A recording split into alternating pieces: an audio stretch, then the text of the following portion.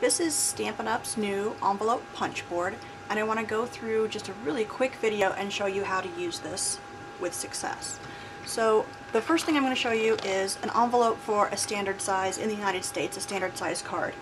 So I'm going to look on my envelope board, and it tells me that for a 4 1/4 and 5 1/2 inch card size, I need to have an 8 by 8 square of paper that I'm going to cut for my envelope. And the first score line is going to be at 3 1/2. So this is my 8 by 8 sheet of paper. My first score line is going to be at 3 1/2, which is right here. Right over here on the side, you'll find your scoring tool. Just pull that out. So you'll line up your corner of your paper with a 3 1/2. You press your little scoring knife kind of against the side, put the tip all the way back in this little hole as far as it can go, and then when you press down, it's going to find that groove for you and it'll score it. Okay? Then you need to punch that corner before you move on.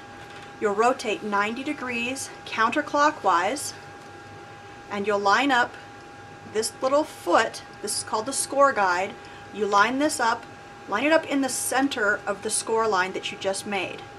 Put your scoring knife back under there, find that notch, and score. And don't rotate until you've punched that notch. And then move on. And we do the remaining sides just the same way. We find the center of that score line, line it up with the edge of our little foot, run our knife down and score. And don't forget to punch like I just did. You want to punch your notch.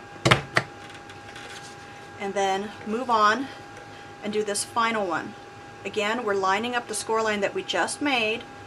The center of that score line is getting lined up with the end of this little foot, and then we find our mark. Punch our last little notch, and there we have an envelope. And this just folds up here and folds down, and you have a perfect envelope. It's just that simple.